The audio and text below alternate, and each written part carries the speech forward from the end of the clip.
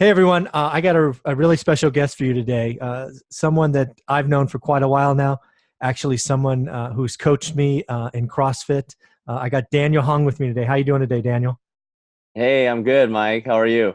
I'm doing very well. And today's going to be a lot of fun because Daniel has been very successful in his business. He has been growing his training quite a lot lately, and he's come to me and goes, he realizes he can't do that forever, and he wants to kind of build wealth and legacy for his family. He's newly married, and I said, I'd love to talk to you, but you've got to read my book first, Daniel. Yeah, And so he did, because everybody I tell it to doesn't read the book. Daniel did, and I said, great. get it, guys. If you They, don't have it yet, you need to get it. I, I appreciate that. So I thought what we'd do first, we just do a quick book review with Daniel and his feedback, right? Sort of give his background and how he came to it. And then I'm going to ask a whole lot of questions. And he offered to send me the questions ahead of time. And I said, no, you're going to ask me the questions cold. So we're going to go through it. So Daniel, thank you for doing this. Let's jump into the book. What'd you Absolutely. think? All of that. Yeah, thanks for having me. No, the book was surprisingly very simple to read. I say surprisingly because I was expecting a lot more, maybe of like a from the professional standpoint that you're coming from. Mhm. But for me, not having any background in investments as far as properties go, or housing, I'm around it all the time because just being in the Silicon Valley, that's just kind of a hot topic of people Yeah. my age. I'm 34, 35 this year. And, I just came across it because, you and I are friends, and I knew you were actively pursuing an opportunity to retire. Yep. And, I was always curious, like, how is Mike pursuing that? And I don't know how it happened, but I think I stumbled on your YouTube, and as a recommendation, like, here's a video you would like. And I was like, wait, that's Mike. And I just, you know, seriously though, like from the first video, how personable and relatable it is, because you talk about, when you're younger, Yeah. um, needlessly spending money, Yeah. and looking back now, you wish you could have spent that time a little differently. But again, the book is very simple to read. The video you had mentioned about maybe giving this book to a younger person, or like your child, to even read and write a book report on, I totally think that's reasonable, totally doable. And I think whoever reads it, regardless of your background or your investment goals, you're going to get a lot of benefit from it. Oh, I appreciate that so much. And I'm really glad to hear that coming from you because I wrote it with your audience in mind, right? I didn't see another book for professional real estate people who've been doing it for 20 years and no cap rate and all this other freaking Mm-hmm. jargon. Mm-hmm. I wanted to write it from the perspective where I started, right? I had nothing, Yeah. right? Mm. And I just wanted to lay it out as plainly as I could. So I'm glad it came across that way. Yeah. It's awesome. And I'll probably refer back to it a lot. No, I'm good. I'm glad. So this is you did the work, right? I said, lots of people ask me for time. My standard answer now is read the book. You did. So let's dive into your questions because I'm glad it sparked some, and I look forward to seeing where this goes. Cool. Thanks. The first few questions I had were kind of like to get the background of where people my age kind of might be stuck right now. Mhm. So the first question is, what are some popular forms of maybe investment traps, if you call it that, that young people are getting into that might not be the most um, financially rewarding route? So let me so again, I haven't had these questions, so let me just qualify that. When you say investment traps, are you referring to any kind of investment or traps specifically to real estate? Any investments Okay. Yes. that might like overshadow Mhm. the potential opportunity that's being overlooked with investment properties. Yeah. So I think there's a couple, and frankly, every generation has them. For Mm-hmm. me, it was the .com craze, right? And I Mm-hmm. had a great run until it Yeah. was over, and I lost money, lost six figures. So I think your Wow. generation was Bitcoin, right? Mm. I totally believe digital currencies will be a thing in the future. So Mm-hmm. don't take this as haterade or anything like that. I Mm-hmm. just believe that the digital currency of the future hasn't been created yet. I think it will be backed by someone big like Amazon or like Google or of like entity. So I don't think that digital currency that will become a standard for the world exists yet, and it won't exist until somebody big like that creates it. And Bitcoin has gotten hit. It's bounced a little bit this year, but I saw the craziness when Bitcoin was over 20,000 and people were taking, their retirement funds and throwing at it. I'm like, God, this is such the .com thing. And just so we're clear, right, this has been going on for hundreds of years, right? There was the tulip mania way back when in like the 1600s or whatever it was, where tulip bulbs, for whatever reason, really popular. So anytime there's this just crazy energy out there and people with no expertise go, you must have this. This is a no-lose situation, run away. Yeah.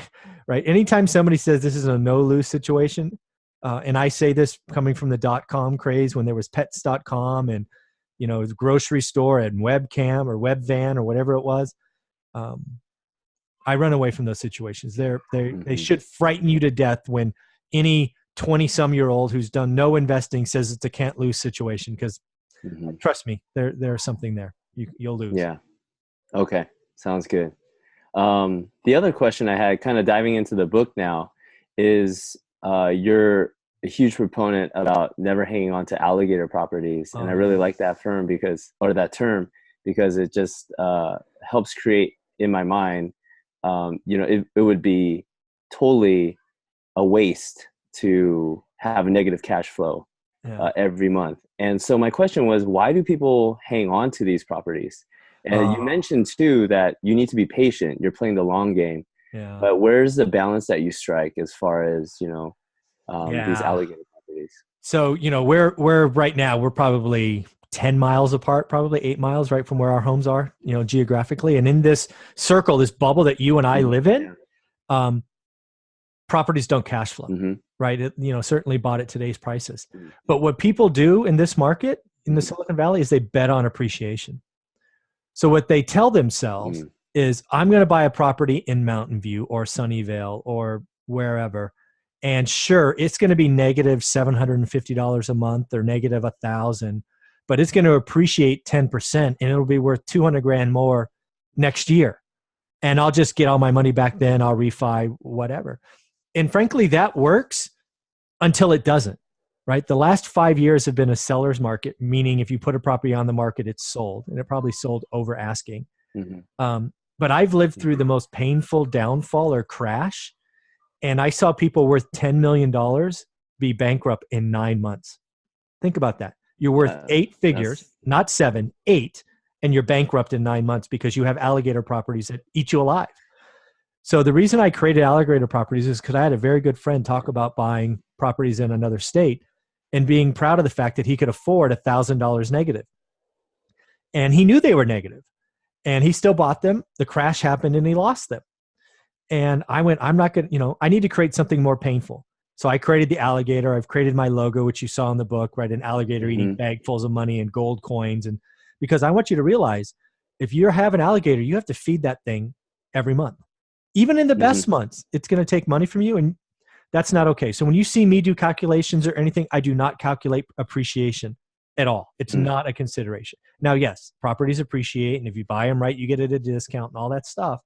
But no, I don't want any of the people that follow my stuff to think about that. That's all extra, right? That's whipped cream and peanuts, right? Or nuts. I want the property to cash flow the day I have it, or any investor following me that has to cash flow. I don't want any extra Excel math to make a bad investment look good. So an alligator property or no alligator properties is very, very important for me. It's in fact the most important thing I teach, because we're in the Silicon Valley, and I can't tell you how many people I talk to go, but my property appreciated 8%. And like, well, it only, did you sell it? Well, no, I didn't sell it. Well, then it didn't really appreciate, right? Because that's unrealized gain. And I saw the crash, and I saw people worth $10 million lose it all. It was heartbreaking. That's crazy. So you had mentioned right there about like maybe fiddling numbers on your Excel spreadsheet. Is that what you mean by finessing your spreadsheet in the book? Yeah, exactly what I mean, right? Because when you do like when you map out like, hey, the property is going to, rent for $1,000, and then the mortgage payment's $500, and then taxes and insurance is $200, and repairs is $200, and pretty soon it's break even, right? You make $1,000, you spend $1,000. what some people then do is they go in and they start adjusting the numbers fictitiously. Oh, well, maybe my repairs won't be so bad, or maybe the taxes will be lower. But if you have to beat up the Excel spreadsheet to make the property look good, just go get a different property. That one's no good. Or lower the price, right? There's always two equations to this. And that's that's why it's important for me to have people understand what their buying criteria is. Because if they want to buy and make 7% on their money, well, great. And if you know all the variables, you can calculate the price that you can offer. And it's probably not the asking price, right? If the asking price is 200, but your 7% return says you have to buy it at 175, well, guess what? Your maximum offer is 175. List price is just a number, right? It doesn't mean you have to offer it. Right. So yeah, that's a big deal for me. The next question. So I'm really interested about the thought process or some of the conversations, the serious conversations that you and Olivia have had, especially when it came to that first rental property where you were facing a lot of drama. So what were some things that you guys worked together as a team that got you through that challenging point? Yeah, so there's lots of points. I'm glad you're asking this question because as you saw in the book, I am so much behind sitting on the couch and getting on the same page with your significant other, in this case, your wife, and or not even bother starting, because if you run into that bad situation, and we'll talk about it in a minute, you're going to it's going to be an uncomfortable fight, and it's going to hurt both of you. So as far as Olivia and I, we were on board before we invested a single dollar. That's paramount, right? We both knew that we wanted to be free.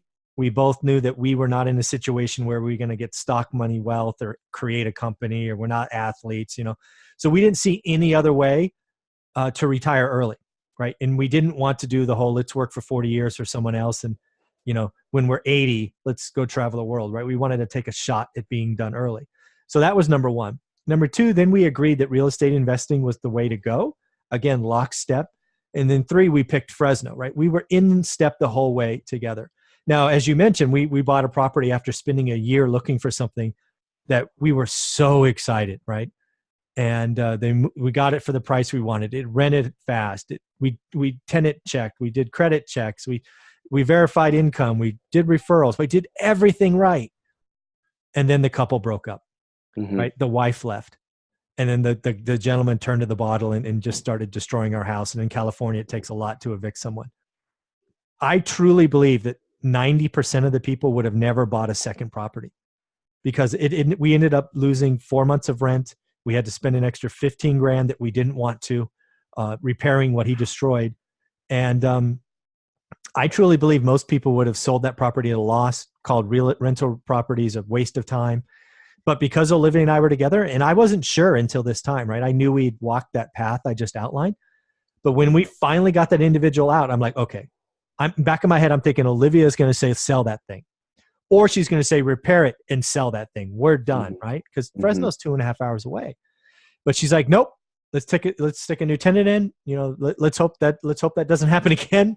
And let's keep going forward. And that was the day that I knew that, nothing would stop us, right? We would do one rental at a time until we were done.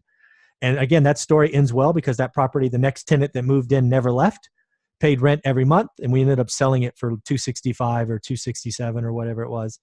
And we moved our money into an apartment building we still own today. So it ends well. But yeah, man, it started rough. And I got to tell you, even though we talked all the time, I wasn't sure until that moment that she was on board as I was. So she gets a lot of credit for hanging in there and moving forward. That's awesome. Yeah, that's a great example of teamwork. And you guys definitely got stronger together through that fire. Yeah, for sure. Yeah, the relationship was bonded and forged, metal on metal, right? You get stronger. Exactly. That's awesome. The next question, you talk about a 50 property spreadsheet. And I was curious as to how do you go about organizing kind of the criteria for that? Like what are some things I should be thinking about, or someone that's kind of just getting into it? Yeah. Let's sort of set that up. So in the book, I talk about doing your homework, right? Because I truly believe that you as an investor, one of the first things you have to do is you have to get a foundation for your area.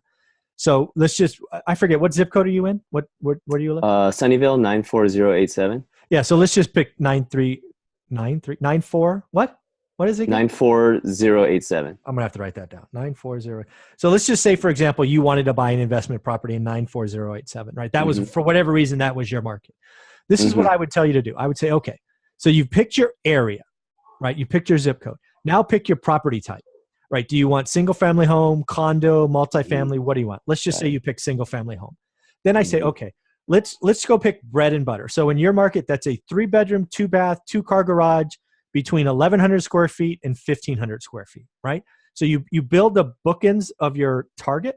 And then what I want you to do is I want you to go to realtor.com and I want you to put that criteria in. Zip code, single family homes, the small size 1,100, big size 14, minimum bedrooms 3, maximum bedrooms 4, 2-bath, 2-car garage. And that's going to produce a list. It's going to be 20 to 50. I want you to take all those addresses down in a spreadsheet, because what you're trying to do is you're trying to build the math. So it's going to be just the standard stuff. It's not sophisticated. The address, so you can look back up on it. You can look on Zillow, whatever you want to do.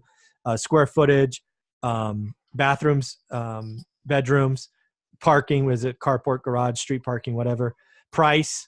Then you're going to be talking with property managers to get rents, because maybe some parts of 087 are higher or lower. It's going to be those things. And what you're doing is you're really going to, then you can sort that, right? And it's all about your foundation. You go, the lowest price 3-bedroom, 2-bath in 087 is 1.1. The highest is 1.8. Now, why are they different? Well, the 1.8's been remodeled in the last 5 years. The other one's a flat roof, never been touched. Well, okay, right? Then you can just start gathering your facts, because what I'm trying to give you is what I have now.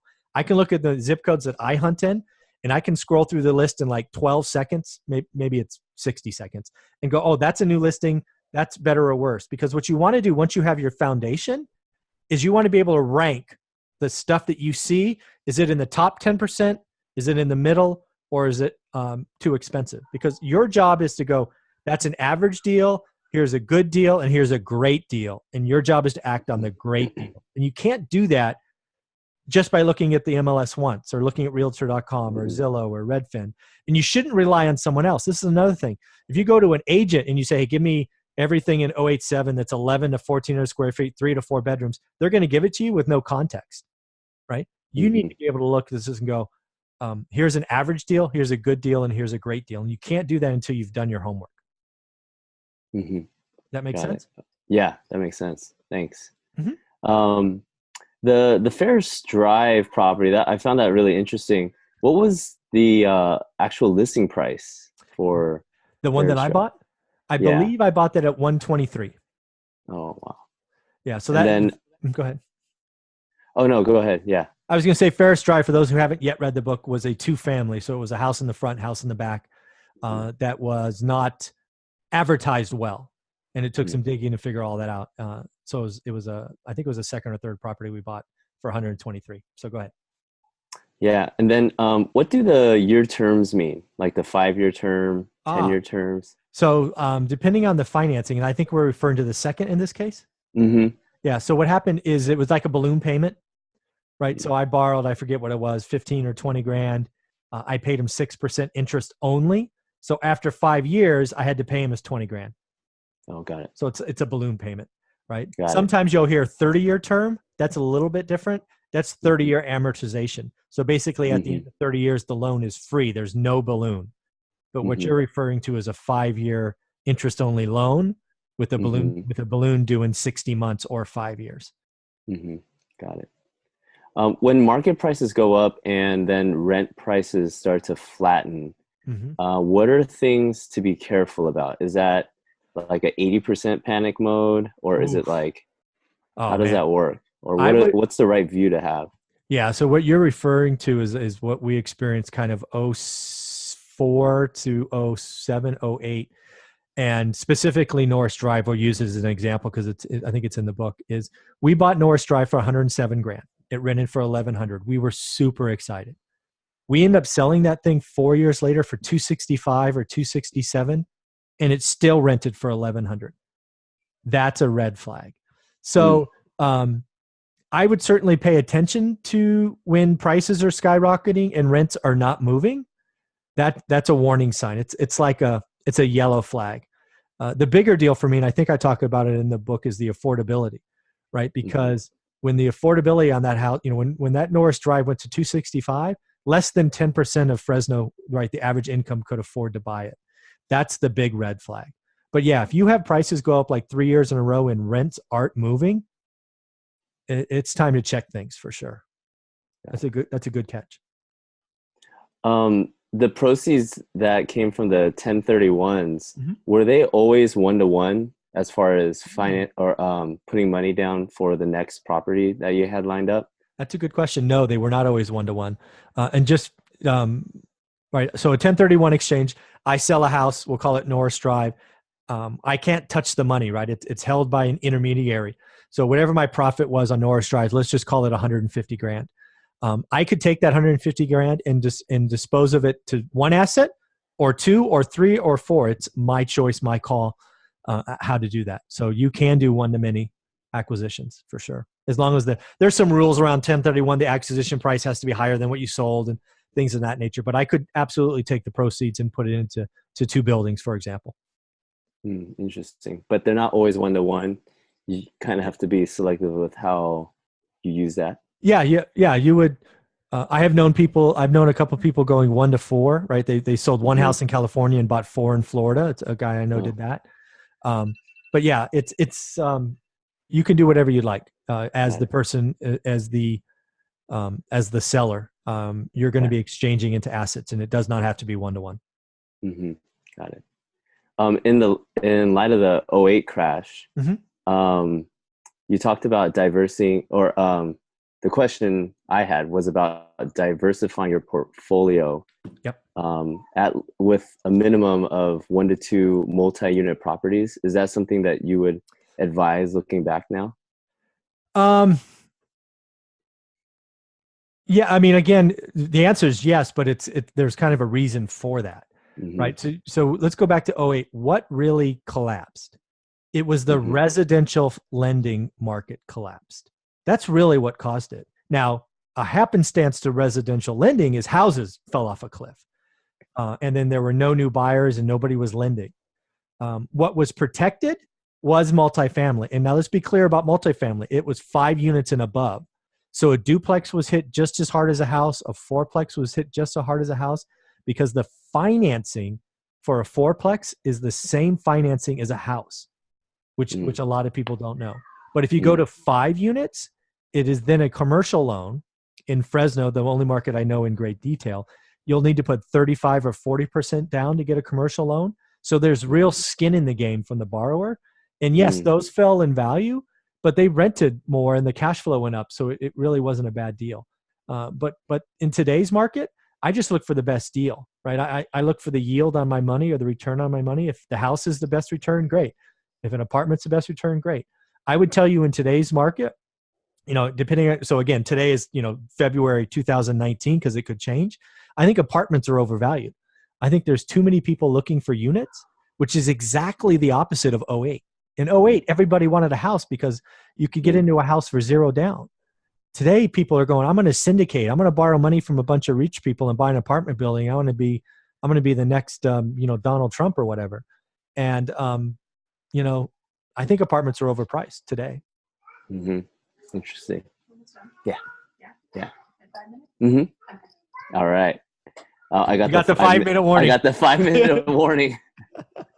All right. The last couple of questions. When taking stock of your investments, what's the proper way to do that, do you feel, as an investor, as an experienced investor? So just so we're clear, when you say investor, you mean property or collectively in your portfolio? Collectively in your portfolio. I think you need to look at your investments with a couple of lenses. First off, when you make an investment, you should know one of two things. Is this a long-term investment? Now, for me, long-term is 10 years, right? Am I putting this capital to work for 10 years or greater? Or is this short-term? And again, for me, that's 10 years or less, right? Because if it's 10 years or less, I'm likely going to have a number in mind when I want out, right? If I buy a stock or I buy this or that or whatever, if it gets to that number, I'm done, right? If it gets there in 7 days or 7 years, I'm out. If it's a 10-year investment and I'm keeping it locked up, I think about it that way. So there's some property I buy with the intent to, if it doubles, I'm out. And there's others I'm like, no, I'm going to die and give this to Teresa, our daughter. So I believe you need to have that decision before you buy it. And I think a lot of investors don't. I think they buy an investment. Like I know somebody who bought Amazon like 6 months ago when it was high because he wanted to day trade it or he wanted to be in and out in 30 days. Then it lost 25%. He's like, oh, I guess it's a long-term hold now. I'm like, God, that's just the wrong mindset. That when you do that, you keep your losers longer and you don't hold on to your winners, and you're just guaranteed over the long term to lose money. So I believe before you make one investment, you should decide, is this less than 10 years? And if it is, put a number when you sell. And if it's over 10 years, then it doesn't matter, right? You're investing for different reasons. So that's my advice. Got it. And then I guess this is my last question. Oh. But since I'm a newlywed, yes. What are some other challenges being in work and working so closely with your significant other? Is there some advice you would give, especially going into investment with properties? Yeah, I would strongly suggest over communicate. Never assume, right? Because as a newlywed, you've just begun changing, right? You were a single man where you were, and if I was talking to a woman, it'd be the same thing, right? You were thinking about yourself. Now you have an additional responsibility. And often what happens sometimes in a newlywed relationship, there's a kid somewhere down the path. And then there's another thing to think about. So as you're looking to make investments, you need to over communicate. Just over communicate, because if there's any miscommunications or not dealt, I mean, it should come to a point where your significant other goes, I get it. Stop talking to me. I mean, it should be to that level, because you're going to take, in any investment, you're going to take 20, 30, 40, 50 grand. You're going to put it somewhere and it won't be accessible.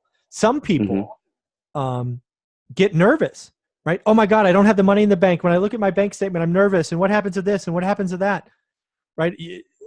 If you buy something as an investment and then suddenly your significant other gets nervous because your cash reserves are half what they used to be, you don't want to find that out after the fact. Then you're just guaranteed to lose money because you're going to feel like an idiot and you got to sell your asset, and just the transaction costs will kill you. So just over communicate, man. Just over communicate. That's awesome. Yeah. No, I appreciate that, Z. Thank you. Yeah. So again, I want to thank you for reading the book, Daniel. You'll be amazed at how many people ask for my time. I tell them, hey, you read this book, which took like 2.5, 3 hours, and they don't do it. So, and you went out and bought the book. It's not like I gave it to you either. So, oh yeah, definitely. Have to subscribe to your YouTube. Yeah, and definitely. And then the next thing I do is get the book. Yeah, thank you so much for sharing your story, and it's very encouraging. It really is. Yeah, and I didn't start much younger than you. I think I was 31. So, you're on your path. You're doing great things. You've done something that I didn't do. You have saved more money at your age than I had. I had 40% of what you have put away. So you are in a great shape to do some pretty cool stuff. So good for you. I'm excited. I'm looking forward to it. Thank you. All right, man. We'll go have dinner. Enjoy. Thanks. All right. Talk to you later. Bye. Bye.